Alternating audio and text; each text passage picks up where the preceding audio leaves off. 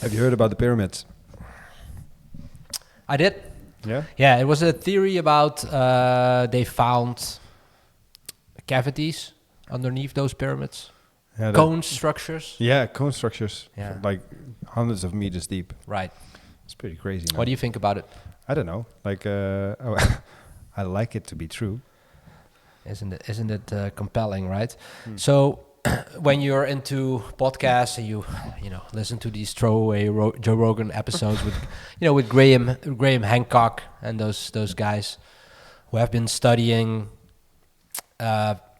things like the pyramids. Jimmy Corsetti comes to mind. Yeah. He's a pretty cool dude, and they have been studying this from a more alternative angle because they have legitimate sorrows with the state of archaeology. Right? They basically question its integrity of that field. So I heard about the theory of the pyramids and that they were actually power plants. Yeah, well, that's a long-lasting conspiracy theory. Yeah, but is it a conspiracy though? Because it makes sense that the pyramids had a different purpose than just being grave tombs, right? Yeah. Like it's not that far. Whatever it is, it's not that far-fetched that the pyramids could have been something else than just tombs. For me, that's quite believable. Yeah, for me too. I mean, I like to believe it. Yeah, but why don't you know the truth about the pyramids? Because no one knows. Well, they say that some of our leaders know, hence the conspiracy theory. Yeah, I don't know. Yeah. No, but listen, I can't remember the name of the guest who specifically had that theory about the pyramids being some sort of ancient power plants. But it had to do... I mean, look, if you believe that the world has sort of... and humanity was almost at some point eradicated by some sort of natural disaster, then it's also not far-fetched to believe that a lot of human knowledge and sort of technical progression was lost during such an event, right?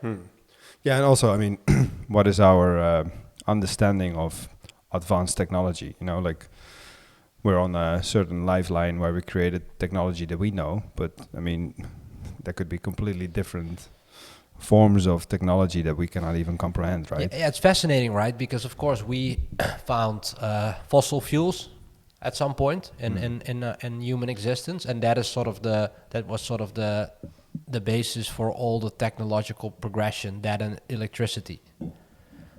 For most of the technological progression. But what if we didn't find those things? Would there be other energy sources that come naturally that would have been utilized for structures? I mean, it's very hard to imagine like sort of this alternative timeline of technological progression.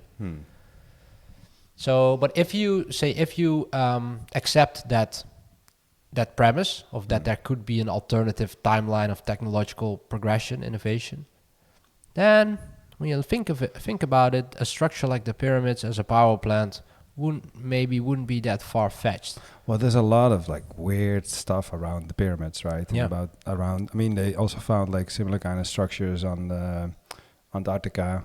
Did they? There's a theory about pyramids being on Antarctica. Really? Yeah. And there's also, I mean, the Mayas have some pyramid-like structures. Yeah. And then there's some like very odd similarities between all these structures around the world. And I mean, I don't know. Like when I listen to a podcast with Graham Hancock, for example, I do like what he's saying, and he also has this theory of us as humans have like this lost ability of like moving stuff with our minds and stuff like that, you know. Like, yeah. And yeah, I'm like, okay, well, I like it better than reading fiction. You know, at the very least, it's fascinating. Yeah, exactly. And but that's also the whole Anunnaki stuff, right? I like listening to it because I mean, whether it's fiction or maybe not, as some would say. I find it intriguing. Well, but to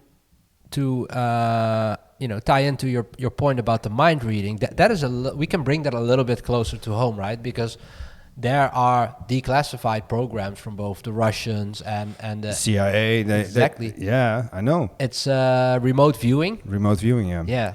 So whatever way you feel about it, there were people actually actively funding and believing in these theories very, very recently. So there's do you know the podcaster Danny Jones? I heard of the name, but I never listened to it. I like his stuff, man. It's cool, but he has all these. He has quite some people on his pod that have talk about these remote viewing things. Oh, really? I like it. It's cool stuff, but I wouldn't say I'm like 100% sure it's rubbish. Well, how can we know, right? Exactly. Yeah. I mean, it's not that I believe all the stuff that's being said, but at the very least, it's sort of, you could probably look at it as reading or watching fiction or science fiction, but in a little bit more grounded way, because there's actually people there doing research and trying to find evidence for it. Yeah. It's just fascinating. It sort of broadens your way of thinking. And to be honest, there are things that, for example, when I was a lot younger, that I would completely disregard as rubbish, that I now believe. So who knows, right? It's always good to keep an open mind. But the difficult thing with this kind of stuff is always that where's the proof, right? Same with the aliens. Where's the proof? Yeah, I saw the go fast, radar videos from the fighter jets from 2004. TikTok UFO. Yeah. I saw the podcast with Commander David Fravor, who has quite a compelling story about it, who seems like a very credible guy who has no reason to make all this stuff up. So it's good to keep an open mind. It's fascinating, right? It's like this childlike curiosity that gets triggered when you hear this stuff. Yeah, that's well put. Yeah. Childlike curiosity. And I think it's always good to have a little bit of that. Yeah, but I have to say, I stopped listening mostly to all the business podcasts and such. Me too. I'm saturated with it. I love listening to the stuff that like Danny Jones puts out, but also you get that guy from American Alchemy, Jesse Michaels. Okay.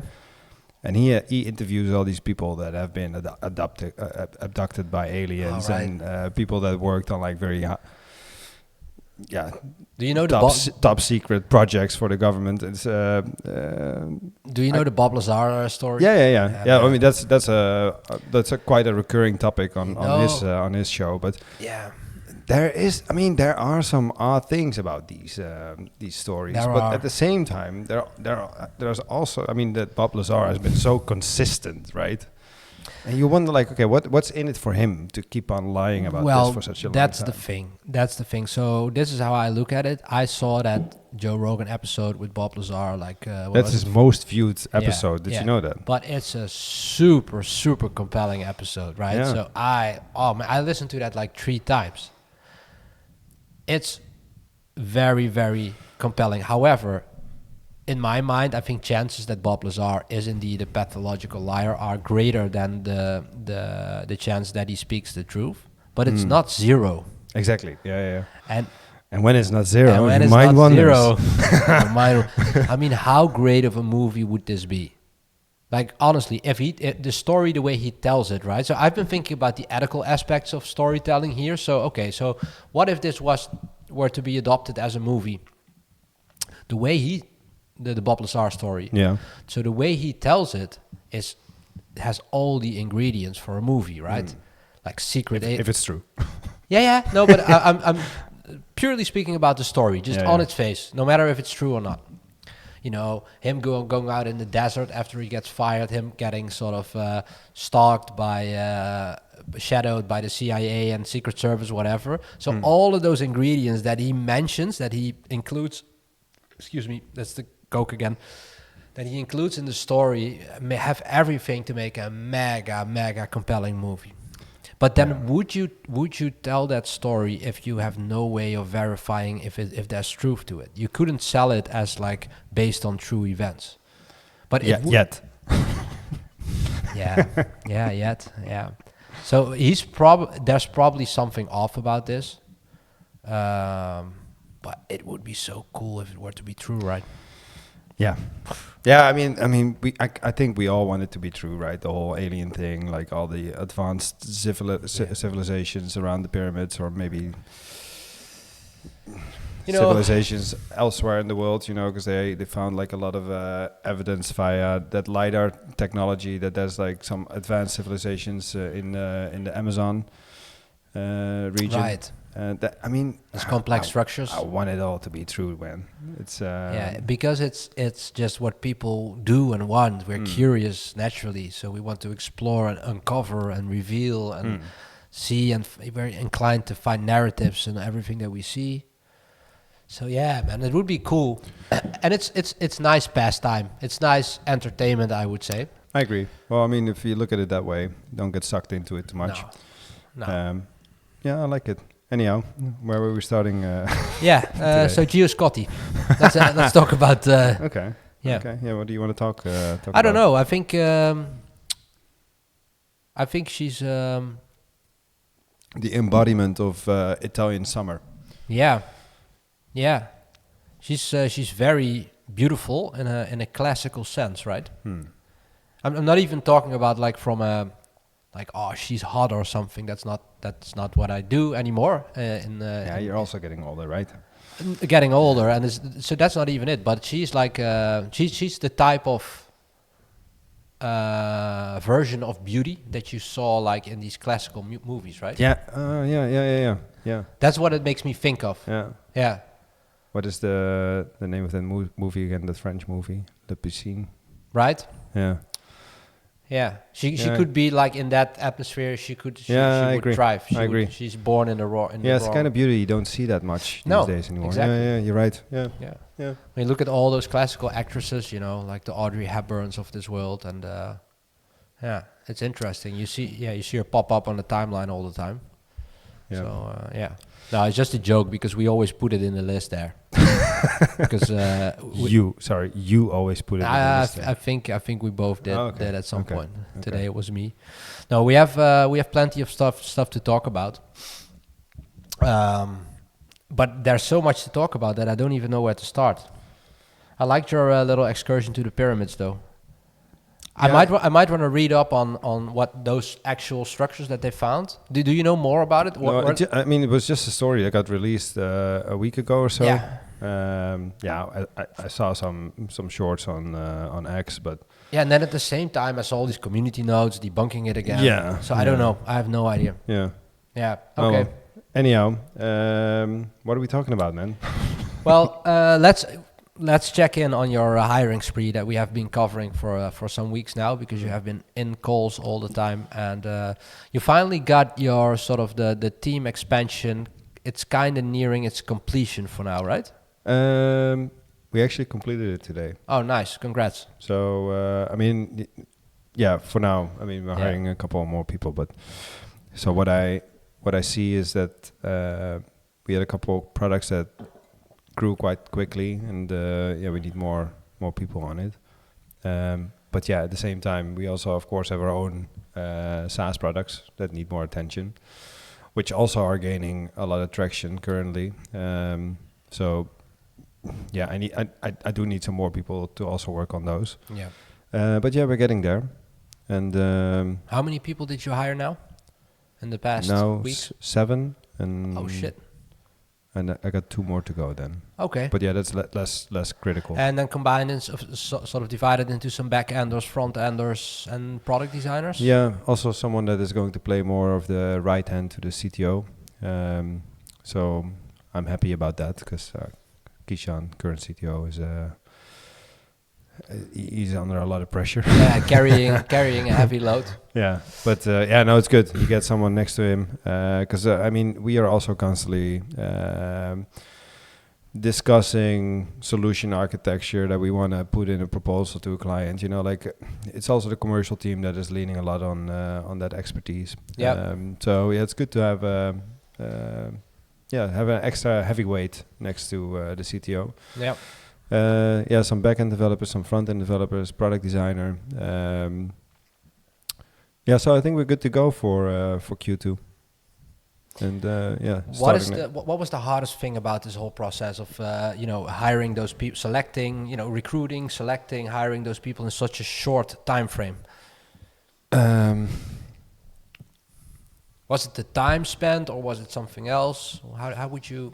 What was the main? Well, obviously, it's just incredibly dumb how I did it from a, let's say, business perspective. Because I've been spending a lot of time. I mean, I basically put aside all my work for 2 months just to do this. And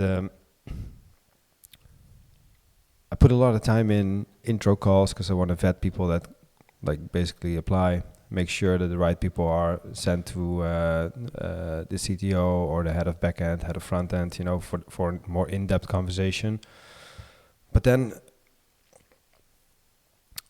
I did realize that it is so necessary to do. And I prefer to outsource it next time, because we had like a couple of profiles coming in via recruitment company. They were, I mean, a couple were not that good, but a couple were like spot on. I was like, okay, I mean, you pay for it, but it's they do a lot of heavy lifting, man. So I'm gonna do that differently.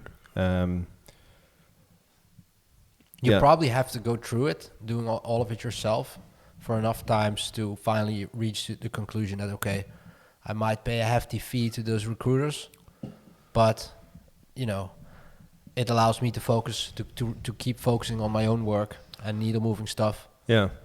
And then it's probably a net positive if you pick the right recruiting company. Yeah. Yeah, 100%. But I mean, there's so many, like Andrew Wilkinson, I think it was not that long ago that he also had an epiphany about this. He did the hiring a lot himself, and now he's just like, okay, I'm working solely with recruitment companies. I don't know for which company this was. But I mean, I guess you need to go through the pain before you start looking at recruiters. And also, I mean, in my entire career, my inbox is just like completely flooded with recruitment experts.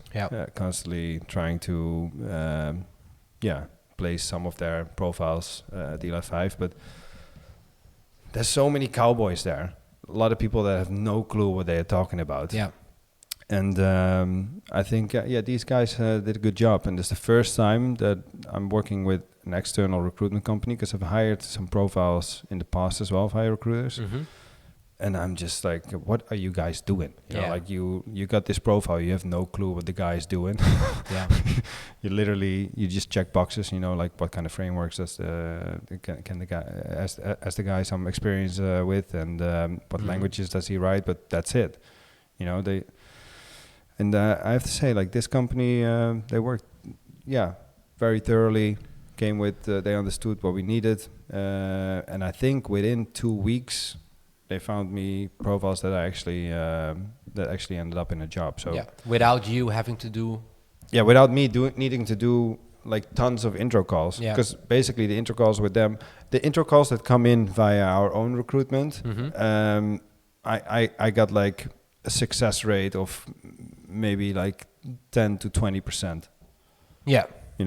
Even on paper it's good.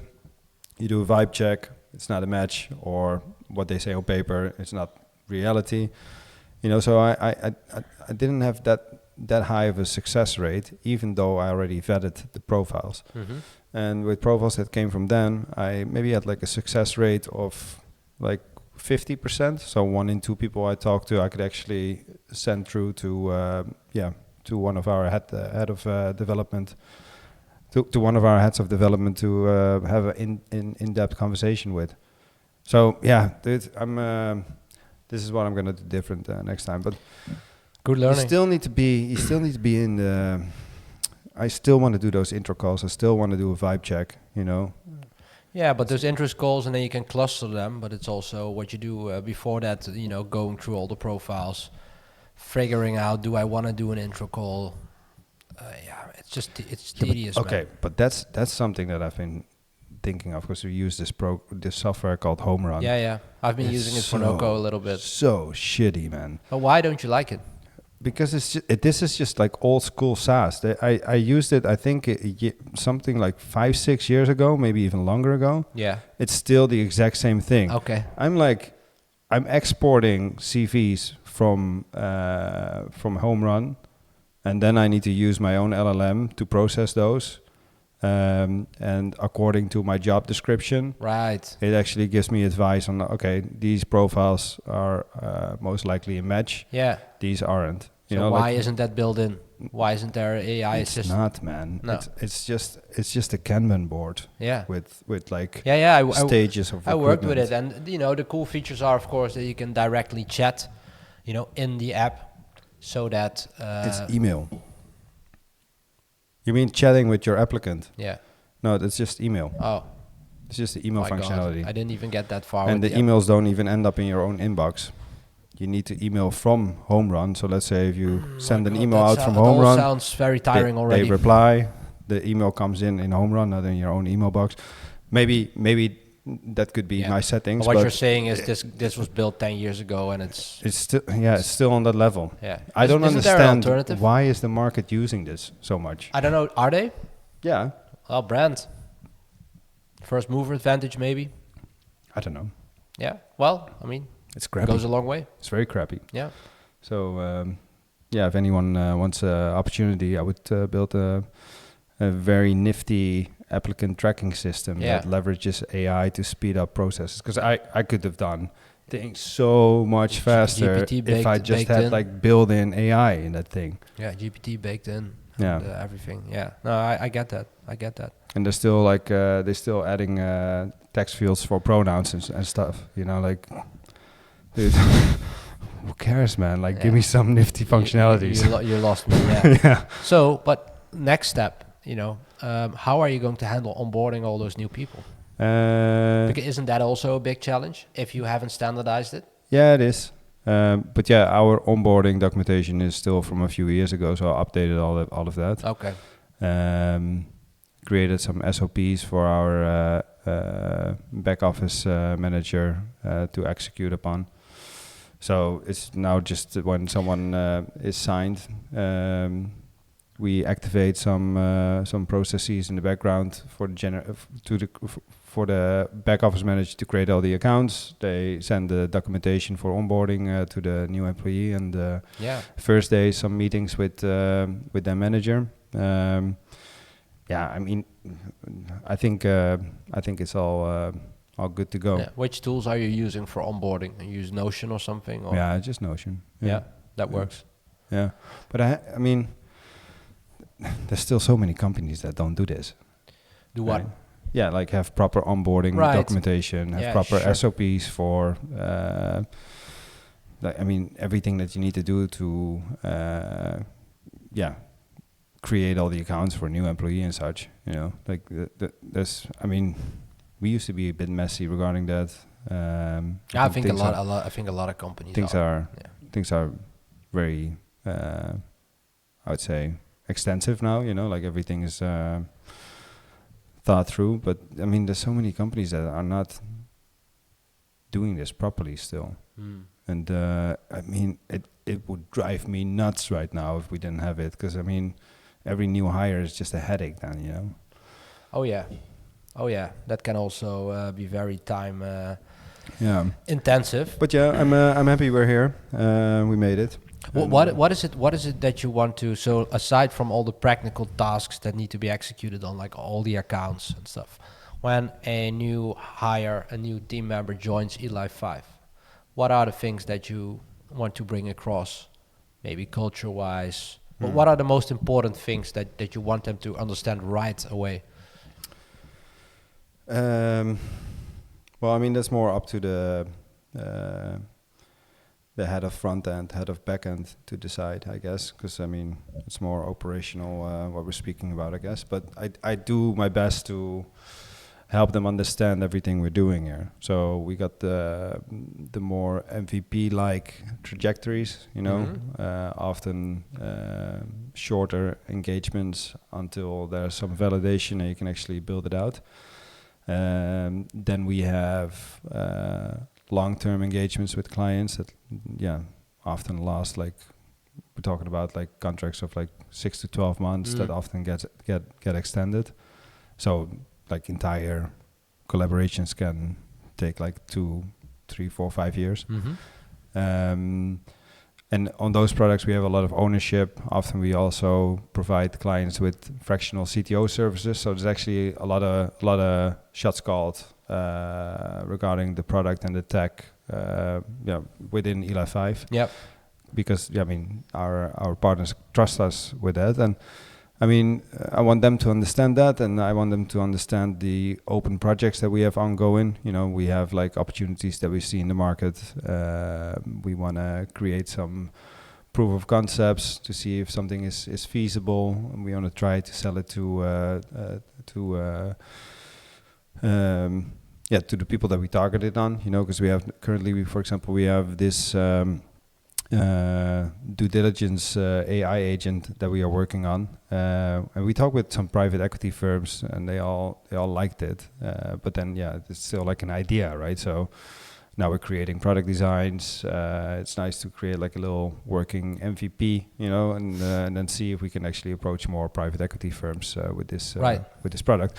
So that's another thing. And then obviously in the development team, we also have like our little tinkering sessions, like where we it's not like full-blown hackathons, but we do want to tinker with new technology, that you cannot always implement in an ongoing project right away. But so I want them to understand like all these things, and then it's up to the leadership and the development team to go deep with them and eventually pick a project that they can start working on. Yeah.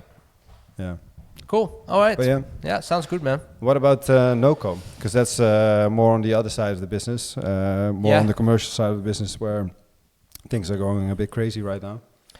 Indeed. Insane pipeline. Great. Great. Busy season for this year has really kicked off. Yeah, that's for sure. But no, I'm confident. We have the team is solid, man. I really like the combination of characters that we have now, and a lot of projects flowing in. So that's always tricky to manage because quality standards are everything. I've learned that the hard way also in the past. Former agency. Quality standards are everything. So don't do anything crazy. Don't make promises you can't keep. Be very straight about what your current situation is, that you're busy, and that you schedule the projects accordingly. Yeah. And it's sometimes tricky because, customers have deadlines and have sort of timelines that they internally discussed. And when it's in someone's head that should be the timeline, then it's very hard to adjust it or to come to a different understanding.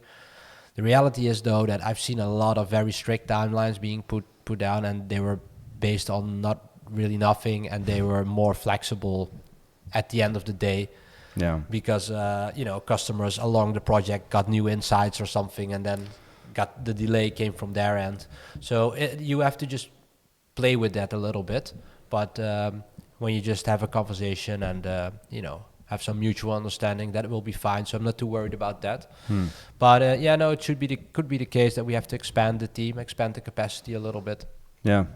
On the design side, we love to work with freelancers because it's there's so many styles and angles that would fit a certain project or customer that we like to have some flexibility there. However, I'm not counting out that we should bolster our design department a little bit more in the coming months with some fixed positions, some FTE, if you like. So that's cool. No, but again, I'm confident our processes are running quite well. There's a nice flow. Everybody knows what he's responsible for.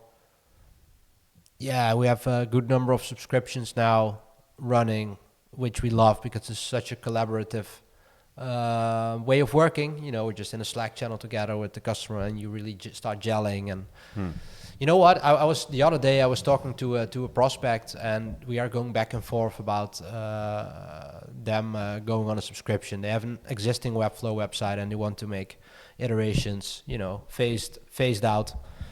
And the CMO is actually super enthusiastic about that way of working, and really tries to get it moving. But there's some reluctancy on the more techy side of the business, and it's a well-established business, well-funded.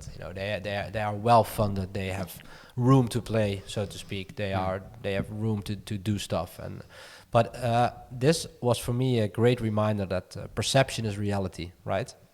You could have like a super small startup with a visionary founder who's so enthusiastic that he just will splurge 50K on a new website or whatever. And you have big corporates that sort of treat pennies like manhole covers. You know? I know. That's why I say perception is reality. So the value perception of your product or service is something, and that's an art to itself, right? You have to do a really good job conveying the value that you have to offer. But even still, when in someone's mind, I don't know, 10K or 20K is a huge astronomical number to spend on a website or on a digital presence. Yeah. It doesn't matter if they're sort of unicorn status or whatever. They just, if the perception isn't there that is brings sufficient value, and it's overwhelmingly a net positive to invest in such things, then you can talk what you want and you can convince what you want. But then it gets difficult. I don't come across this a lot, to be honest. But it's just funny that you see a well-established company with so much reluctance to have in my mind, a very small investment with zero risk and all the upsides you can think of. Yeah. But again, still for quite a competitive pricing model, I'd say. I think so. Yeah. But yeah, also, I mean, another thing that popped in my mind when you were talking about this, I think it's also the high-end design that Noco is delivering is something that needs to be kept up, because once you just start producing anything of, any mediocre result, you just end up in this some kind of pit you can get out of, As soon as that gets acceptable, internally, then you're in a slippery slope. Yeah, no, you're right. That's good. You're good to point that out, because that's exactly what I meant. It also results in mediocre clients over time. It's not the way you want to go. We can't, for the sake of just pure revenue, we can't have compromises. Yeah, that's just not. That's not a trade-off that we're willing to make. And of course, you try to scale, and try to grow, and with growth, there's always some bottlenecks here and there that you have to resolve, and you have to be creative with capacity. But you have to limit that, man. Yeah, it's not worth it. So this is now the part of Noco that's going very well. But what is the biggest shit you need to solve? What is the biggest problem that you want to tackle? That's a good question. Before we have the podcast that is talking only about all the wonderful things in life. Oh no, there's always challenges, of course. Yeah, I mean, you talked about them with ELA5. I talked about them in previous episodes with Noco as well. To be honest, I think that right now we have a good foundation. So I don't think there's a lot of quote unquote shit to be solved anymore. I think I'm very happy with the foundation, but now it's a matter of accelerating, of course. Yeah. So biggest challenge in that? Biggest challenge in that is probably, we have to move even quicker, man. It's just important to move quicker. Throughput or No, not so much throughput. I think that's good. We have a good pace when it comes to the projects. Also due to our processes, productized service. Inflow of opportunities. Yeah, sure. That always. Building an audience, but that takes time. So we're doing that. Very active on YouTube as well, and content-wise. No, man. I think it's more. I just think across the board, it's just about being more nimble, and everything's moving so fast around us, and you have to have this very, very twitchy, response time, and this relentless urge to act on small things. If you have something that you want to experiment with, you do it right away. You don't wait, you do it today. If there's an idea, you want to have a new landing page about it or something, throw some ad money on there to see if it sticks, if there's some traction, if it's indeed a problem or a pain point. Yeah. Then you just have to do it, man. So the turnaround time needs to be probably a bit quicker, and it doesn't have to be perfect. You just have to do it.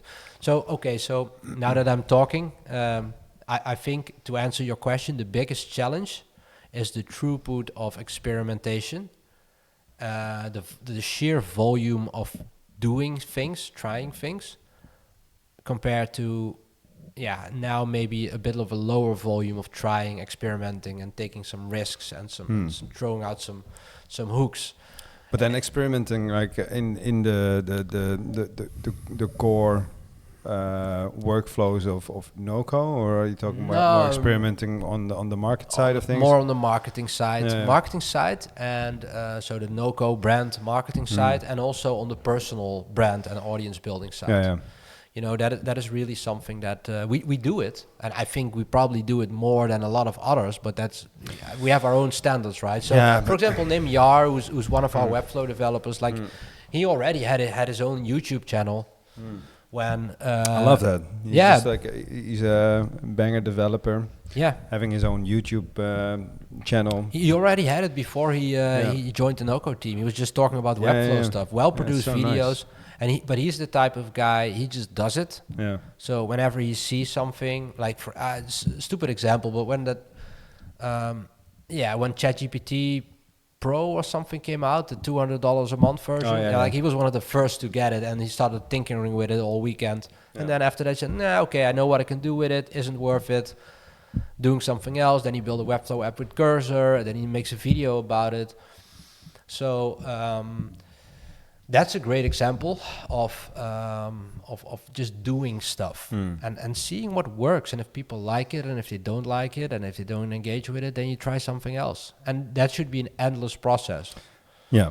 And I think just across the board, including myself, I think we should do a little bit more, but you need fast response time, short lines, no bottlenecks, no waiting for this, waiting for that.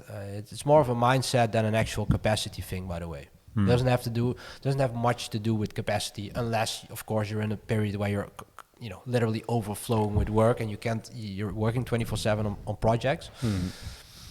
So I would like to see more of that a little bit. Trying new things, man. Also in the ad game, for example, just seeing what sticks. X now I think it's already rolled out there. I should look into that more, but I think the completely Grok-guided targeting system for X ads, which is a complete departure of what they had, which was still, a relic of the old Twitter. Yeah, something you needed an expert for to. And now I think it's just about how well you can describe your ICP in just plain English. I think you can already do a lot. Is that up and running? I think that's good, man. That's a good question. Shall we check? Yeah, sure. X.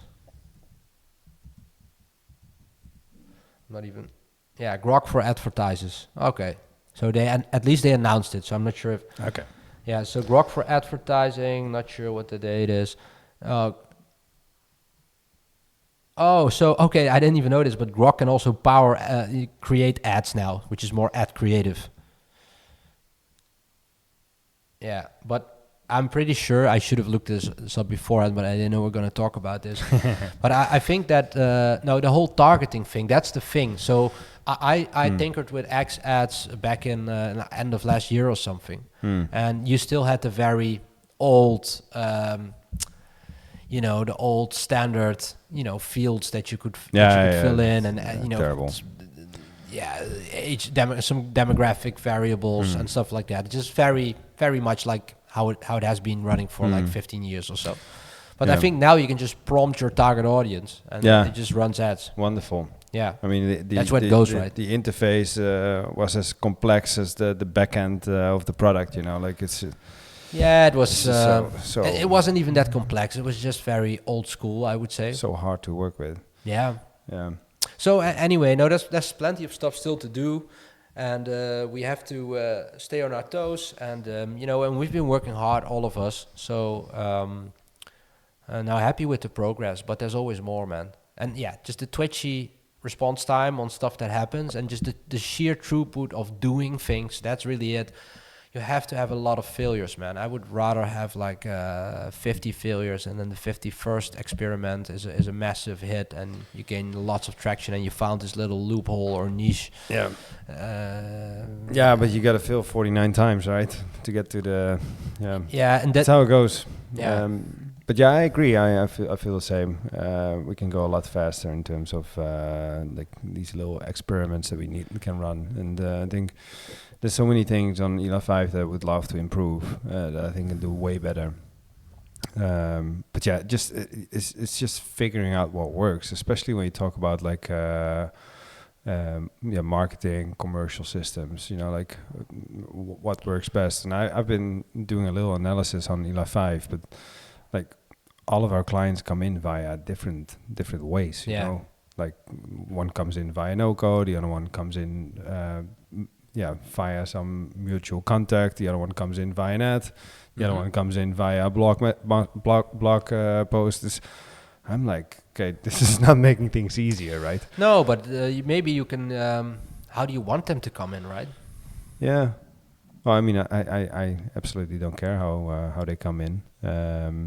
What makes it hard with ELA 5, right? There's not really one there's not really an ICP that you can describe in a couple of sentences, right? It's very, which is at the same time nice, because you could be working on like a super cool one-man band, brilliant SaaS idea, or you could be working for a corporate.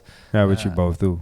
Yeah, which currently. You both do and have been doing always. Yeah. But both can be equally compelling and have a lot of upside. And so, yeah. I mean, there's some ICPs that you can define in a very clear way. I mean, venture builders, for example, both like corporate venture builders, but also the venture builders that build portfolios of products. Yeah, that's what we work with. But it's often the case what you're just describing. Like especially when you look at pre-seed initiatives.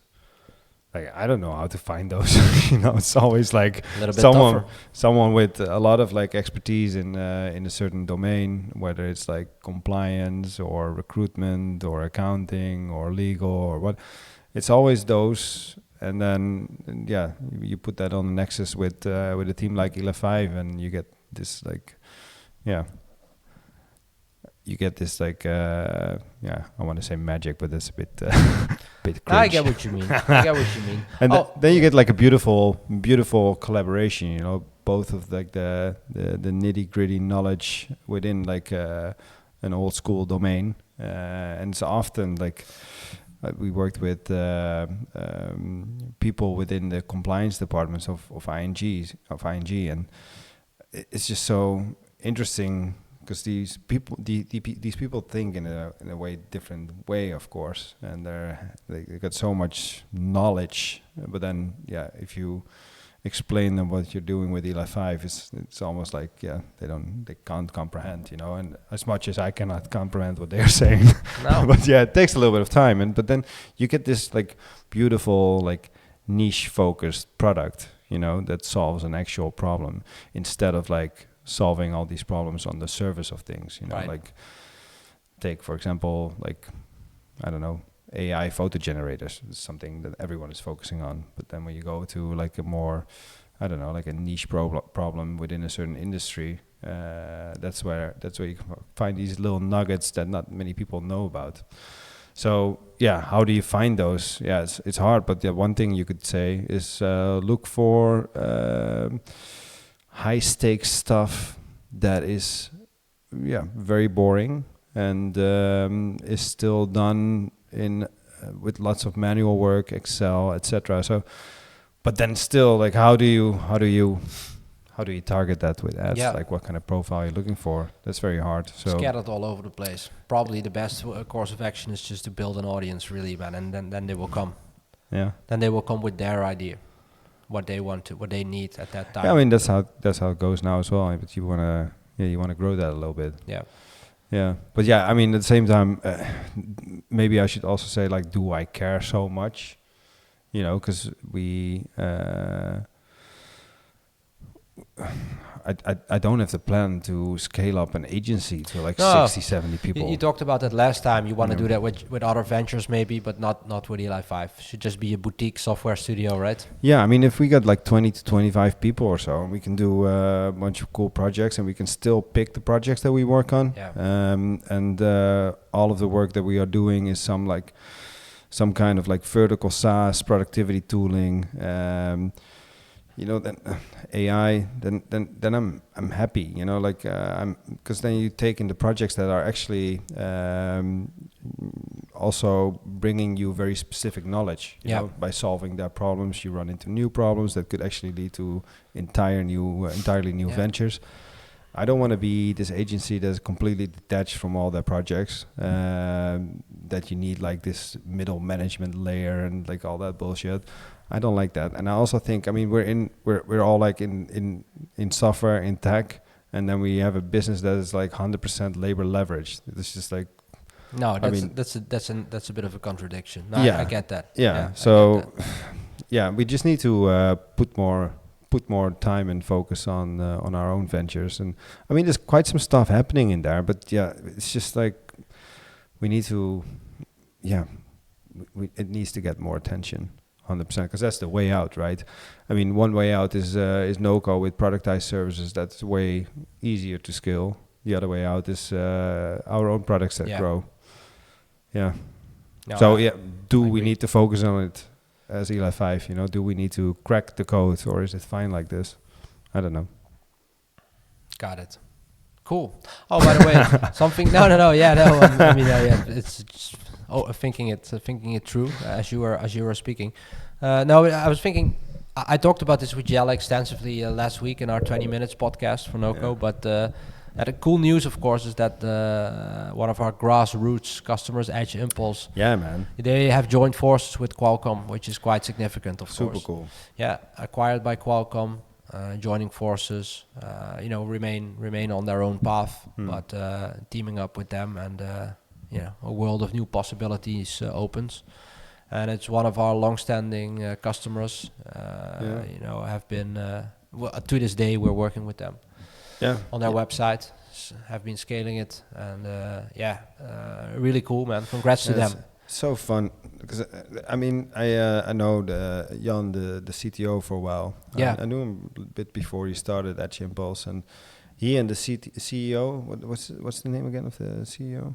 Don't put me on the spot here. I've came in recently. This is Jelle's, by the way. Shout out to Jelle. This is his accomplishment mostly, and of course with the team. Zach Shelby.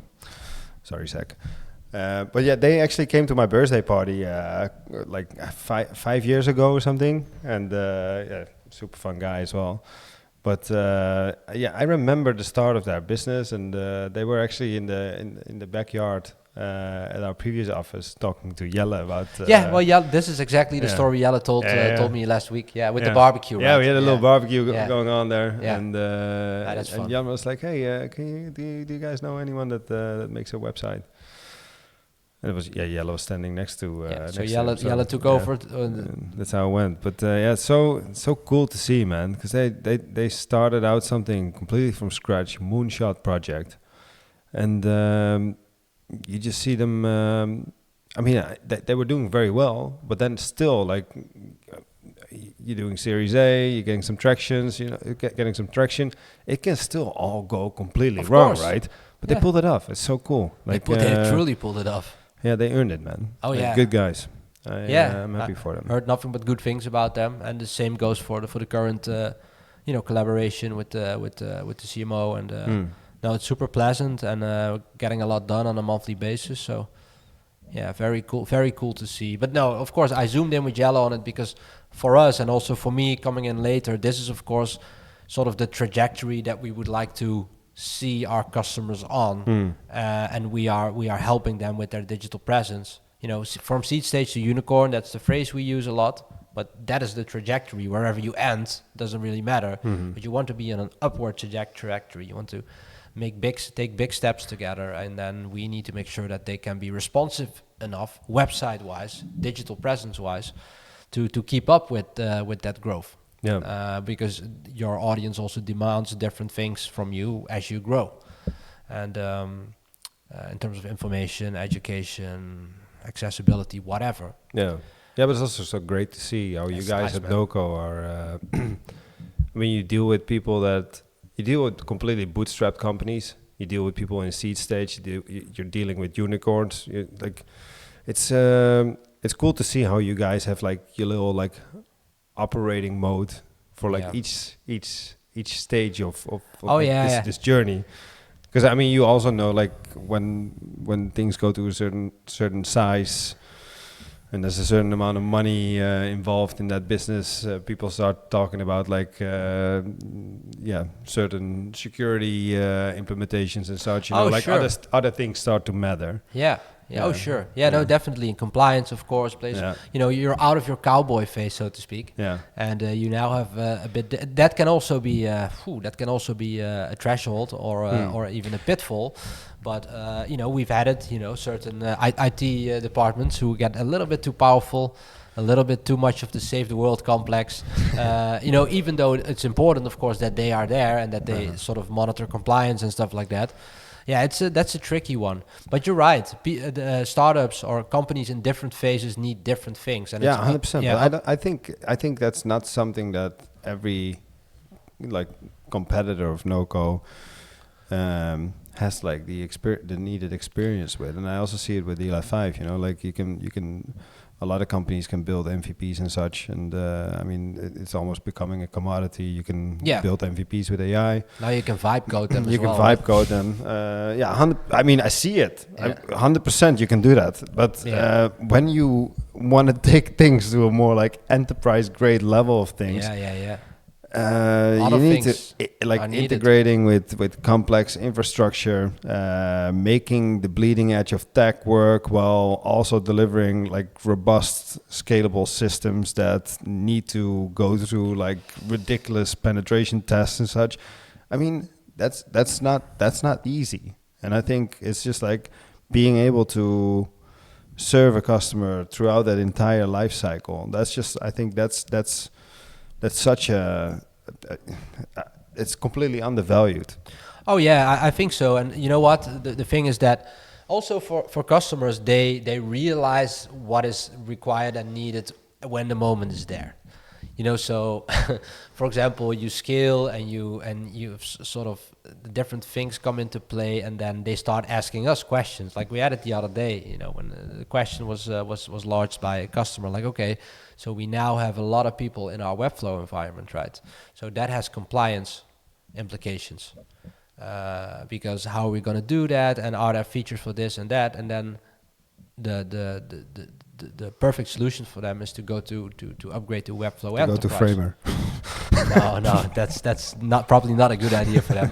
No, but go to Webflow Enterprise, right? So, well, we are a Webflow Premium partner, so we have kind of quick access to Webflow, because you can't just click on Webflow Enterprise as a plan. No, you have to talk to Webflow, and they will sort of ask you about your needs and come up with a bespoke solution. Oh, for really? you. Yeah, okay. Yeah. That's the tier where it stops being a SaaS. That's basically. the God tier in That's in the Webflow God tier. land. Yeah, like Guitar Hero. Congratulations, you are. Well, I don't know. But yeah, so. And we know what questions to ask. We know how to list the requirements, the technical requirements that they have. So yeah, it goes a long way, and that's thanks to experiences of our people within Eli 5, but with the big companies, for example. So yeah, that's helpful for sure. Yeah. No, but congrats to Edge Impulse, and we are on similar trajectories, maybe more in an earlier stage, but we are on similar trajectories with other customers, other customers, which is cool to see, man, taking big steps. Nice. It's really nice. Yeah. Scaling up their operation. Different needs, bigger marketing team, more people to deal with. Can it be challenging sometimes? Yes.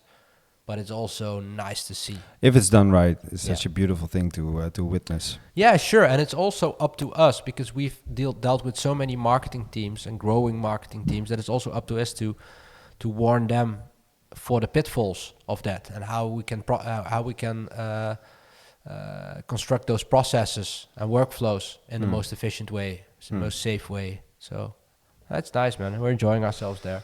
Yeah, cool stuff. So hey, man. what? Yeah. No, what more is on the list? Our list.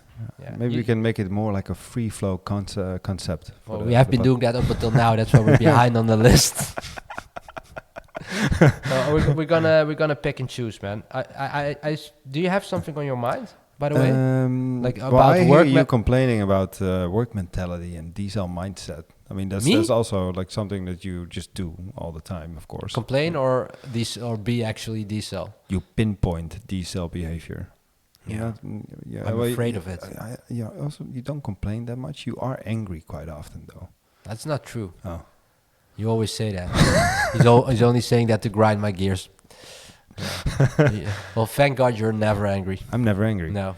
No. You have this new technique of positive visualization, or what was it, or pendulums or something? No. Yeah, it's transcendence or something new. You come up with something new every month. The concept is called reality transurfing. Oh, right, of course. Yeah, got it. No, but there is some interesting truth in that. Yeah. You know, like you have all these like pendulums. That nice. I'm listening. I thought you liked to dive into some esoteric stuff right now. Yeah, But, I know, but it's always something new with you. You always have. This is common knowledge, man. It's basically just like all these like things that feed on your energy. For example, I think our go-to topic is politics. I am quite like apolitical. I've always been that way. Yeah, you always say that, but you always end up ranting like a madman about it.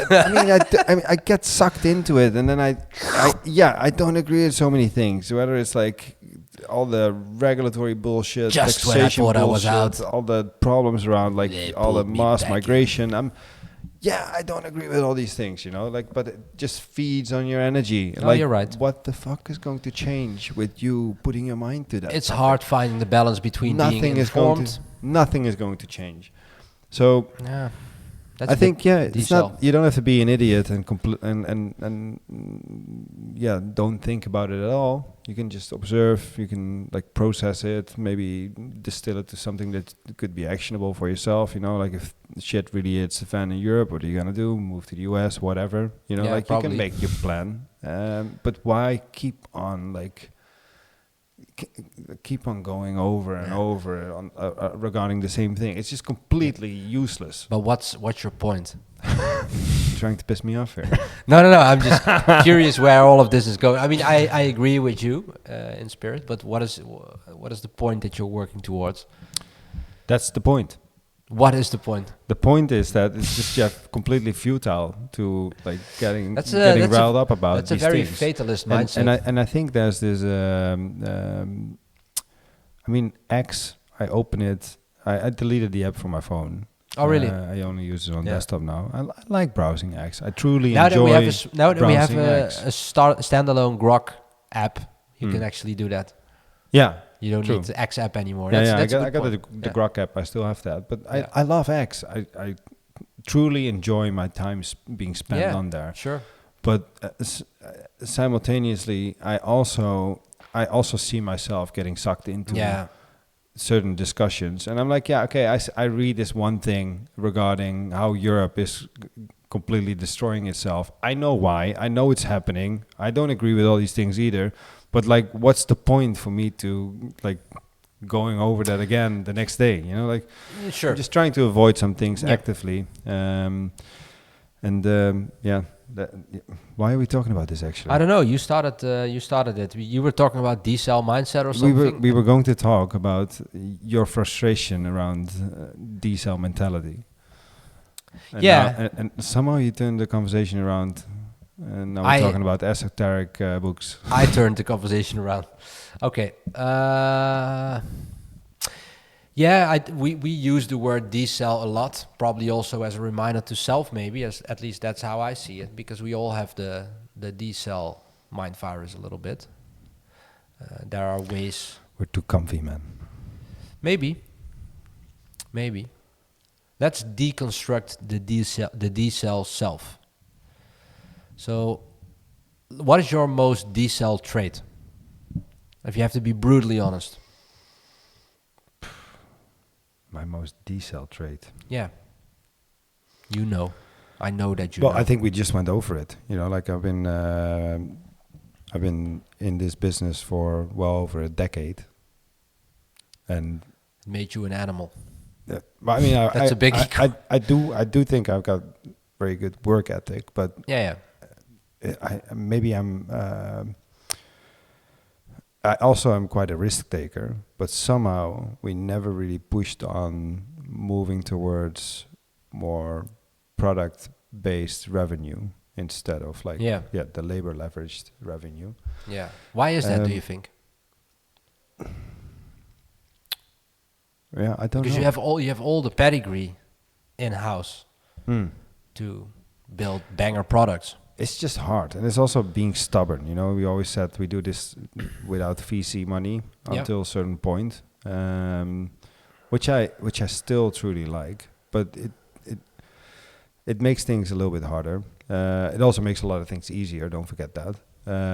But yeah, I don't know. We're pushing on it, and there's like there are some things happening in these products that we fully own, but it's not there yet. You know, so. And I think with the move that we made last year by also taking Flores into the company that has way more experience with venture building, M&A, etc. That's I think it's going in the right direction, but it is something that I'm thinking about. Why hasn't this happened? Why didn't we do this like a couple of years ago already? You know. Like all these things were basically, they were there. We were doing like some software products that we wanted to market ourselves, you know, but I mean from absolutely like dumb stuff like social platforms which you should never ever build to more like productivity tools that were super nice, but we just didn't push it into the market. And I mean with some changes in how we approach these things, I think we could have already had something like up and running with traction, because we tried a lot. But is that decel though? Trying a lot? I don't think trying a lot. No, is decel. It's not decel. But if I look back at it, I'm like, oh yeah, okay, I know exactly why that did not succeed. I mean, not because it was wrong timing or whatever, but just because you build a product and you were that idiot that thought, okay, I'm building it and now I'm putting it live and customers will magically appear. Right. You know, like okay. So decel in the sense that gave up too early. No, you just didn't do the full Monty. You know, like you had this creative idea that came from somewhere. You executed upon it. You validated the idea that you had on real users. You know, you built a product. Yep. You got some initial customers for the product, but you never really doubled down on marketing and selling. And that's just it. I find that a bit decel as well. Yeah, it's interesting to know why you didn't do the full Monty. Could be. Why do you think that is? Was it also a matter of just not knowing or understanding the marketing and selling a product enough at that time, or was it more something like you're afraid to do that or spend more resources on it and more time on it because you thought, oh, maybe it doesn't work or something? I think it's just a bit of both, I guess. Both being a slight idiot. That never helps. Well, sometimes it maybe does. I don't know. Well, I think it could help. Yeah, but never go full retard, of course. Don't go full retard. No. But I think it was that. But also just being inexperienced with it. It's fine. But naivety, like Sure. thinking that. Yeah, but you can write that off as sort of a learning experience, I guess.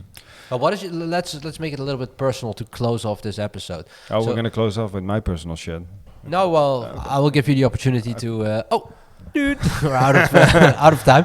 No. But like, what is your personally as a person? What do you feel like is your as a character as a human is your most Decel trait that you sort of get hindered by? Yeah, I think my most Decel trait is getting riled up quite easily about things that are completely fucking redundant sometimes, and I would love to be able to go more with the flow, but simultaneously I also don't want to be this guy that just let things happen, because that's also not the way to go. But yeah, it's getting riled up about things is definitely not productive at all. And I mean, there's so many people that say, yeah, anger is a good emotion, because it can really motivate you to get some shit done. In short bursts, maybe. I'm like, I don't see it, man. I don't see it. I think if you have like a clear mind, not getting riled up about things, you listen to your gut a little bit more, because how often do you do things that end up going wrong and you think, oh, that I kind of felt it already. There's so few of us are like completely in tune with that that quite powerful thing that we all have. So I think anger and getting riled up and all that stuff, it's only clouding that power, like it's not helping you. And I think that's the most Decel trait I have. But yeah, it's also, I mean, that's also, I think that's also something that's just becoming less and less when you're getting older. You've done a lot of things, and I think anger is also often like a bit of a coping mechanism of not really knowing how to do something. I think so, of fear, of fear to fail, maybe, feeling a bit powerless, maybe, and sort of losing yourself into anger over something that isn't really that important for winning or doesn't make the difference in winning or losing at all. Yeah. But you thrive on anger. I mean, no, it's not. Oh man, you love projecting. You love projecting. No, it doesn't work for me at all. You're probably going to ask me which is my most Decel trait. So I'm gonna answer it proactively. I think I definitely have a bit of that too. So. Working yourself up, getting riled up about things that are not that important really, and you lose the big picture a little bit, right? You use it clouds your vision a little bit. So that is something that I would like to be a little bit more disciplined about. Listen, it's a day and night difference already with like 10 years ago or something, so that's good. But no, I think actually my most Decel trait is not that. It's something different. I think it's definitely a little bit of fear of failure, sort of imposter syndrome, like some weird contradictory thought and feeling and instinct where you just are afraid to do the stuff because you have the fear that it might all be for nothing, if that makes sense. Which is a super Decel trait that I'm actively fighting against, but it's the fear of failing, basically, I guess, and then not doing the stuff or not doing it to a full extent, because you have some sort of latent fear in your body that probably comes from very, very young age or something, or where you're just afraid to fail. So, what if I do all of this and go all out on it? Go all in on it, I mean, and then what if that would fail? I would have done all of this stuff, and then I fail or something. It's fear of failing a little bit. I think that's my most Decel trait. It's also a bit of a self-fulfilling prophecy, right? Absolutely. The more important you find that, Absolutely. the more it's going to work against you. Absolutely. So I'm all for just letting go of all that shit. and just like Yeah, go- but that's not easy. go with the flow, still a little bit in the right direction. You know, like I mean, But I don't think go with the flow is that either, man. I do think that you need a very directional, constant pressure. I agree. Yeah. I agree. Yeah. Like going completely with flow is not the way Yeah. to go. No, it's super But, Decel actually. yeah, but it's also it's not. It's I not, go with the flow. Makes you think of Yeah, like but- when you okay, were but- younger and you were dating and a girl was saying, like, I don't know, I just don't want to commit. I just go with the flow, you know. Yeah, it grinds my gears. But you and I are not going with the flow. We're just like swimming completely against it. Yeah, that's also not so good. That's not the way to go. You need to use the flow. You need to like steer in the right direction a little bit. I know what you're doing. You're going back to the book, right? We're going back to the the book. trans. What is Yeah. it? Trans. Reality transurfing. Yeah. If Here you we are go. into some esoteric shit, then Plug the book, damn it. Plug the book. I just did. What's the name of the book? Reality transurfing. Oh, that's the name of the book. And the author is Fuck, I just said it. Vadim something. A A Russian author. Let me check. Sorry, Vadim. You can crop this. I won't.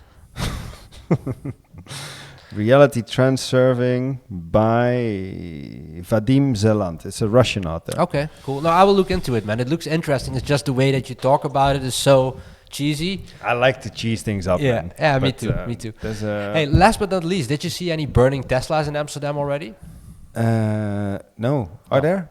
No, no, I didn't see any either. But I figured because a lot of Teslas are getting burned and vandalized, that there might be some. I find it in so Amsterdam. interesting to see, man, because all these people that are burning Teslas and putting like the swastikas on it and shit. They're like a couple of years ago they were preaching like electric cars, but now it's okay to burn electric cars because Elon is a Nazi. Like, Let that sink in. what the fuck, man? But yeah, Crazy town. But I do think that those protests are funded. You do know that this Yeah. is another pendulum, right? Oh, here we No. fucking Go. go. Okay, go. Yeah, go no, but ahead. I do think that most of those protests and are funded or are steered at least. I really believe that's the case. Wasn't there actually proof of that? I heard. Oh I yeah, heard sure. something regarding No, but that. this is not a new concept or anything. Mm. This has been going on with many types of process or activism, Yeah. like things. Well, let's not dive into that rabbit hole. But Yeah. I didn't see any vandalized or terrorized or burning Teslas yet in Amsterdam. Yeah. Let's hope it stays that way, I find it because good. it's a very serious thing, and I hope that all those people who do get arrested and prosecuted. Well, I hope so too. I find it a bit sad, man. I think. It's completely retarded, dude. I mean, It's terrorism. it is, but I think it's just so odd. Why is that guy hated so much? And I know you could make the case for having like a very successful businessman, having like all this like top tier, top level security access, and there are some things that could make that could. Yeah, but they're also just cars from people. That's No, that's I- actually I my get that. my biggest No, concern. I'm just talking Yeah. about like what fuels that hate Yeah. so much. I mean, I can understand like some criticism on what's going on right now with Elon in the White House. I get that. There are some points to be made. But then this is it's just one of his companies that is, I think, single-handedly doing more than like 95% of other companies in green tech or whatever, like something allegedly good for the climate. Yeah, but the issue is never the issue for the radicals. No, The issue is true. never the issue. But there's also many. I was out for dinner last Saturday, and there was like this famous politician sitting next to us that was also making like these like ridiculous jokes that we don't call Americanos anymore, but Canadianos. Like because America is so shit right now. I'm like, Who was it? I don't know the name. I've no. But you weren't with him, right? He wasn't with No. your I was with a company. friend. There was Yeah, the woman was sitting next to us, but It was was like- a she. yeah, it was grinding my gears. All the stuff that I heard coming from that table. They live in a completely separate reality, don't they? They do. Yeah. They do 100%. Because And I like to think, I understand, for example, the points of the left. And I grew up in a socialist, social democrat household. So I know all the rhetoric. I understand it to some extent. I sympathize with it to some extent. You know, so so I feel like I have some connection with kind of the entire spectrum. I get the points. I might not agree with it, but I kind of get where they're coming from, because I grew up in a household where... Yeah, but I mean, all Europeans have a lot of respect for like all these like social features that we have in Europe. But I really believe that those people are living in a completely separate box or something. I don't know. I don't know. It's very strange. A bit scary as well. Yeah. But I'm just all you can.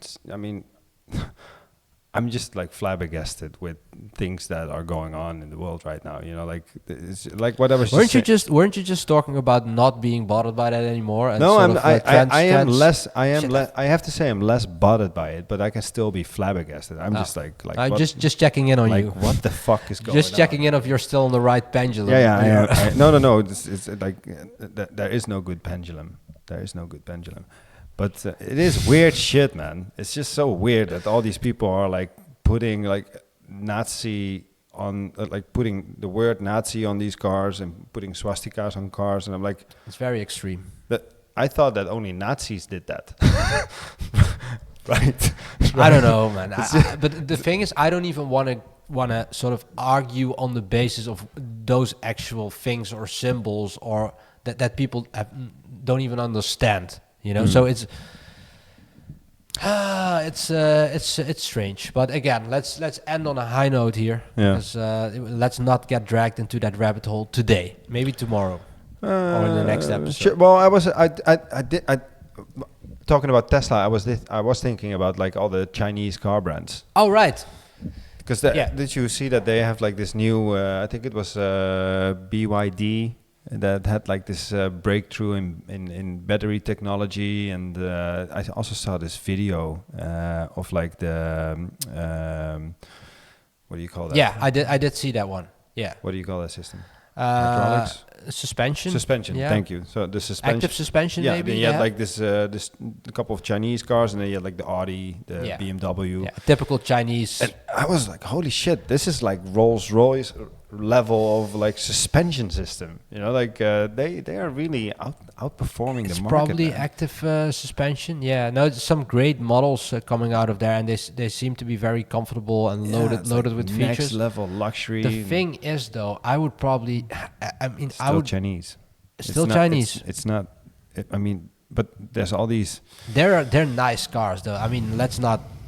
You know, they're nice cars. Yeah, but I mean, they've been producing for the West for so long that, I mean, who was that again? I think it was J.D. Vance who said that that all the design was still done in the West and the production was sent to other countries. Probably, yeah. But now they are mastering production so much they can also do design. Yeah.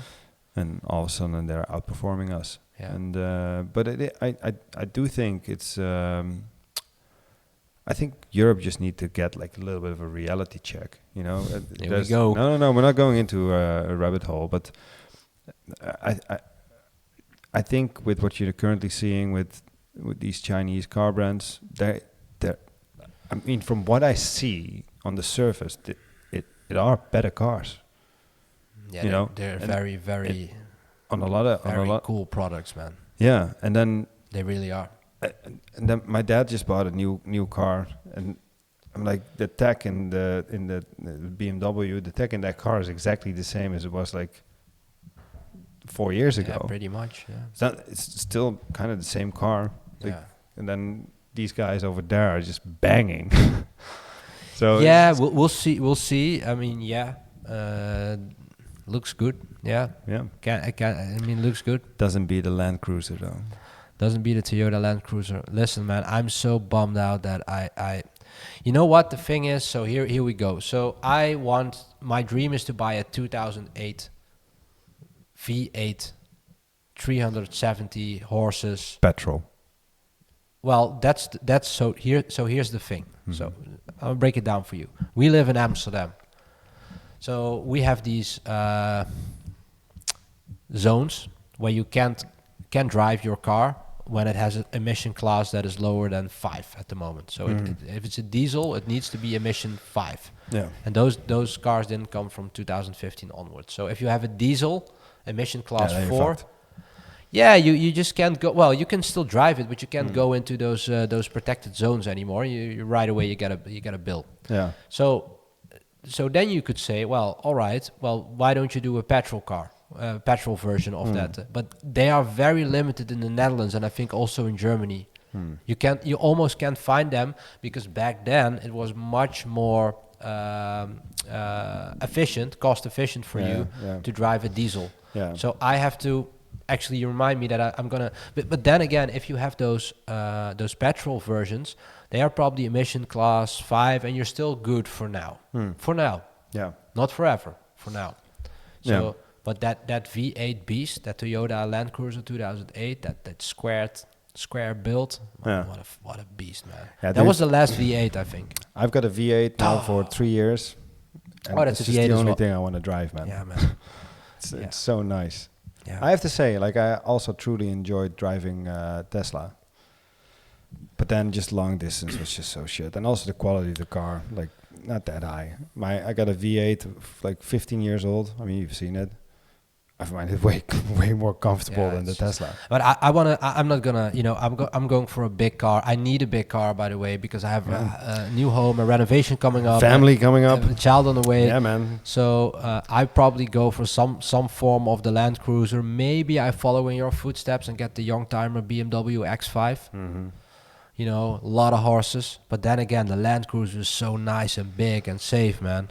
And so I'll probably buy a newer model that's a little bit newer. And You know what I like most about the Land Cruiser? That almost no one knows. Exactly. It's like a huge and premium car. They just see a Toyota. Yeah. You know that meme of like the bell curve meme, that you often see with the IQ? We should make one for the Land Cruiser, actually. There is one. No way. There's one that in the middle you got like BMW and Audi and like all those brands. Right. And then on the poor side, you got like Toyota, and on the billionaire side, you got Toyota. Right. Kind of true. Yeah. But unfortunately, Well, but we are still on the poor side operating right now. But they are also they are then always talking about the Toyota Corolla, right?